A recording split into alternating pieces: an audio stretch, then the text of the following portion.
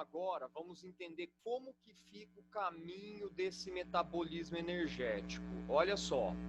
Então, a respiração celular, que é a base do metabolismo energético que estamos falando, basicamente ela vai utilizar duas matérias-primas, tá? Duas matérias-primas. Aqui estamos falando de forma geral. Ao longo do assunto nós vamos entender os tipos, tá? de respiração celular.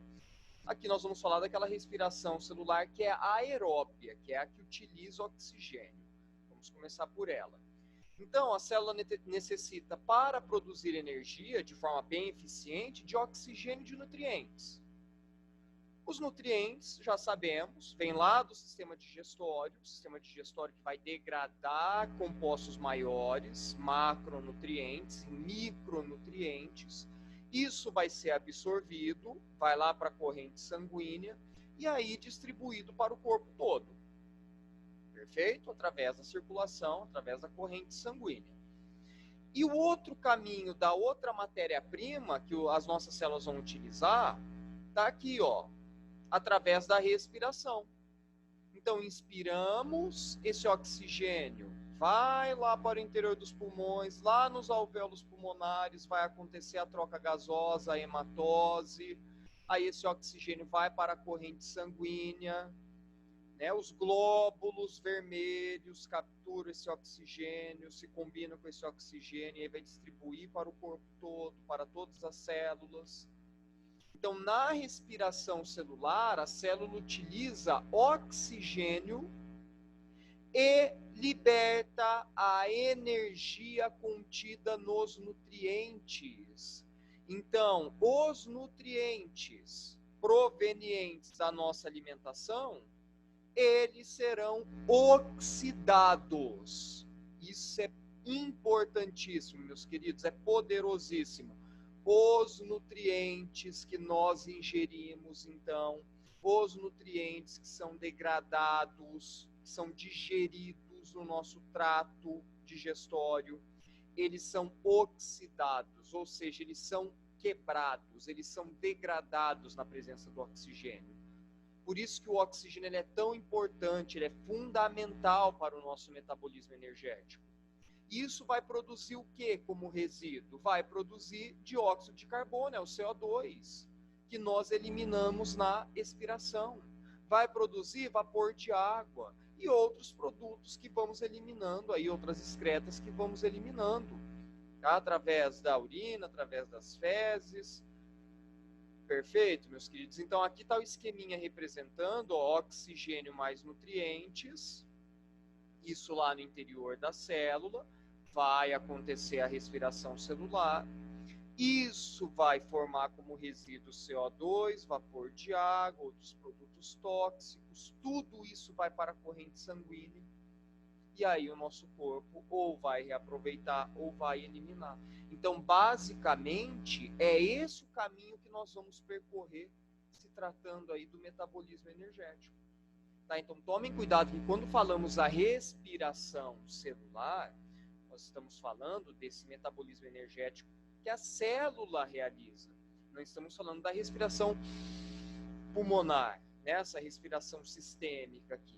Tá? Estamos falando da respiração, mecanismo energético de cada célula. Perfeito? Esse esqueminha aqui é importantíssimo. É topíssimo, tem que saber.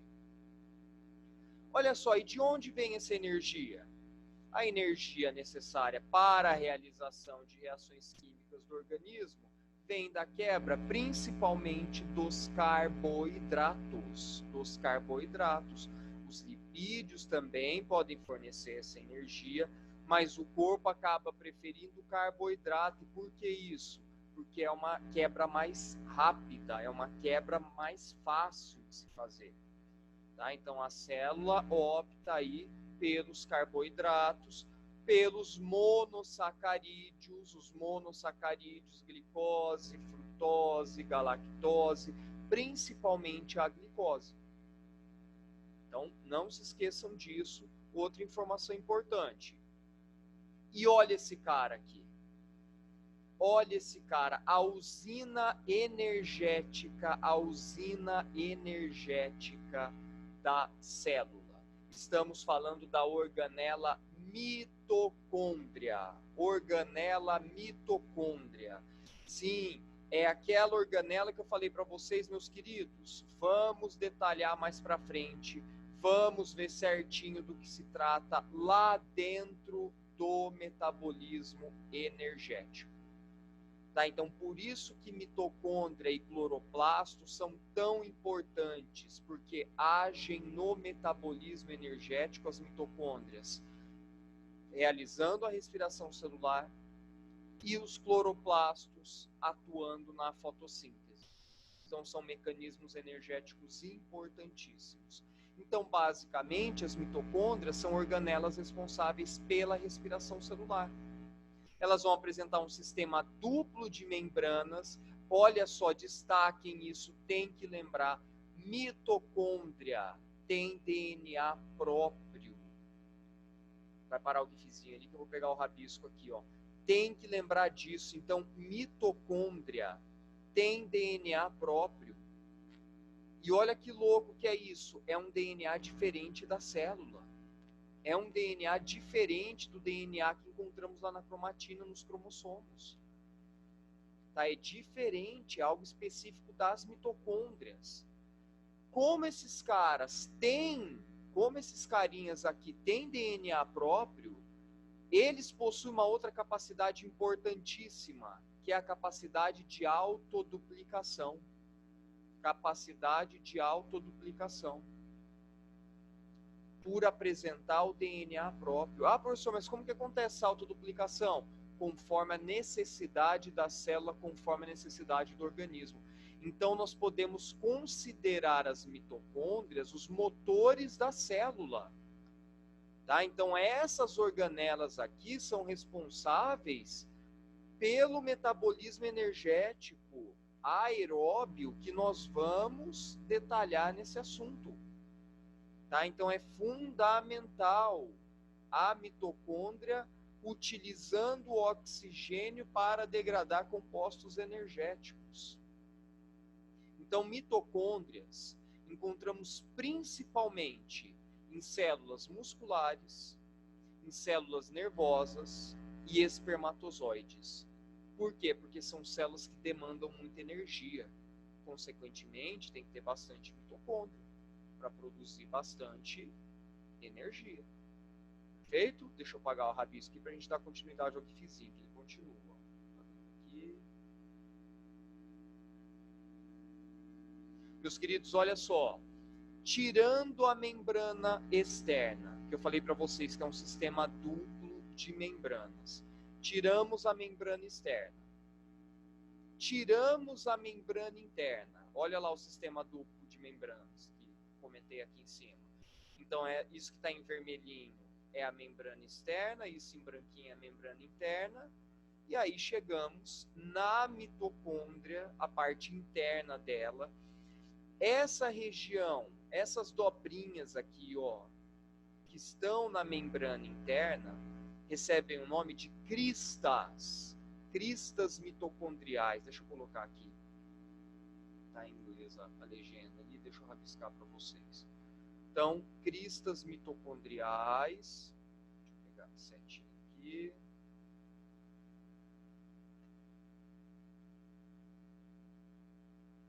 Então, o nome disso, cristas mitocondriais. Cristas mitocondriais. Aqui dentro, vocês estão vendo, tem um fluido. É algo bem semelhante ao citoplasma da célula. Tá? Não se esqueça que as mitocôndrias elas estão imersas no citoplasma. Tá? É uma organela citoplasmática. Mas lá dentro da mitocôndria, nós vamos encontrar esse fluido aqui, que é importantíssimo, fundamental para reações químicas. Deixa eu puxar para cá. Aqui. Nome desse fluido. Matriz mitocondrial. Matriz mitocondrial. Perfeito? E aqui a membrana externa, né? Aqui está em marronzinho, ó, é a membrana externa. Em branquinho aqui dentro a membrana interna. Então aqui em branquinho, ó, tudo isso, as dobrinhas aqui que estamos vendo.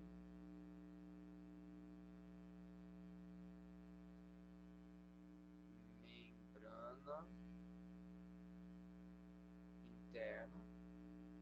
Para não ficar dúvida, bem detalhadinho. E aqui então, em marronzinho,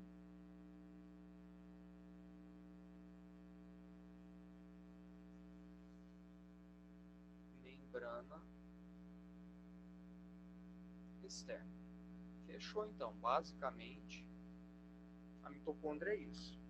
Ah, professor, e o DNA próprio? Aqui, ó, vai ficar na matriz mitocondrial. Aqui na matriz, tá, nessa piscininha aqui, ó, nós vamos encontrar DNA, nós vamos encontrar enzimas, vamos encontrar proteínas, fica tudo imerso aí. Tranquilo? Então, importantíssimo, tem que saber. Façam aí o rabisco de vocês, vou apagar o meu aqui para poder passar de slide. Beleza. E olha só a revelação. Olha só essa revelação, hein? A maioria deve saber disso já. Se lembrar disso, eu comentei com vocês até bastante sobre essa informação. Meus queridos, quanto maior a atividade metabólica da célula, maior o número de mitocôndrias. O que isso quer dizer? Quer dizer que um atleta, um praticante de atividade física, ele tem uma quantidade muito maior de mitocôndrias do que um sedentário. Olha isso, hein? Um praticante de atividade física, ele tem uma quantidade muito maior de mitocôndrias do que um sedentário. E por que isso? Porque o corpo do praticante de atividade física, o corpo do atleta, ele demanda mais energia. Ele consome mais energia. O que as células do corpo dessa pessoa, então, entende? Ó, está na hora de multiplicar a mitocôndria. Meus queridos, olha a engenhosidade disso. O condicionamento físico da pessoa é diretamente proporcional à quantidade de mitocôndrias. Diretamente proporcional à quantidade de mitocôndria. Então, isso é o condicionamento físico. Só que, é claro, isso vai acontecendo de forma gradativa. Não adianta de um dia para o outro, né, a pessoa tentar correr quilômetros ou fazer atividade física intensa. Tem que ser gradual, tem que ser aos poucos. Tá? Então, o organismo, diariamente, ele vai melhorando, então, o seu metabolismo, a sua eficiência energética nesse quesito. E por quê? Porque percebe que o corpo começou a utilizar mais energia. Ah, professor, e se acontecer lá um atleta, né, um praticante de atividade física, sofre uma lesão, tem que passar um tempão parado. E essas mitocôndrias? São lembrados dos lisossomos? Os lisossomos vão lá e digerem as mitocôndrias que não estão sendo utilizadas. E a pessoa consegue recuperar isso depois? Consegue, retomando a atividade, retomando os treinos. Isso é recuperado, vai se explicar novamente. Perfeito, meus queridos? Ó, aqui a informação embaixo, condrioma é o conjunto de mitocôndrias de uma célula. Tá? Condrioma é o conjunto de mitocôndrias de uma célula que é variável, vai depender de acordo com o tipo de célula, de um organismo para o outro. Tá? Então, volto a dizer, se a gente for comparar lá a quantidade de mitocôndria que tem numa célula muscular com o adipócito, que é a célula de gordura, a célula muscular tem uma quantidade muito, mas muito maior de mitocôndrias do que o adipócito. Tá? Tem a ver com a função dessas células. Perfeito? Então, mais informações importantíssimas. E olha só, para a gente fechar então essa aula, mais uma revelação. Meus queridos, todas as nossas mitocôndrias são de origem materna. Sim, devemos nossas mitocôndrias às nossas babães. Babães, isso mesmo. E por quê? Por que não possuímos mitocôndrias paternas. Olha só, tem a ver com a fecundação. Olha que curioso, tem relação com a fecundação. No momento da fecundação, o espermatozoide ele vai inserir o seu núcleo lá no óvulo. Percebam nesse esqueminha, vou pegar o rabisco aqui. Percebam nesse esqueminha que as mitocôndrias do espermatozoide estão aqui, ó, nessa peça intermediária dele. E o que o espermatozoide insere lá no interior do óvulo? Aqui, ó. O seu núcleo. Só isso. Então, o cigoto, o embrião, terá somente mitocôndrias do óvulo. Do óvulo. Está aqui uma foto, ó, isso é uma foto de mitocôndria. Perceba aqui dentro as cristas mitocondriais, que eu estou rabiscando aqui em amarelinho, ó, isso são as cristas, e a mitocôndria com esse formato aqui alongado, parecendo um bastãozão. Não possuímos mitocôndrias de origem paterna, então não adianta querer fazer um teste de paternidade utilizando DNA mitocondrial. Tá? Tem que utilizar DNA lá do núcleo da célula, aí sim. Tá? Mas DNA mitocondrial não tem informação do pai. Isso é da babãe. Não tem nada do papai.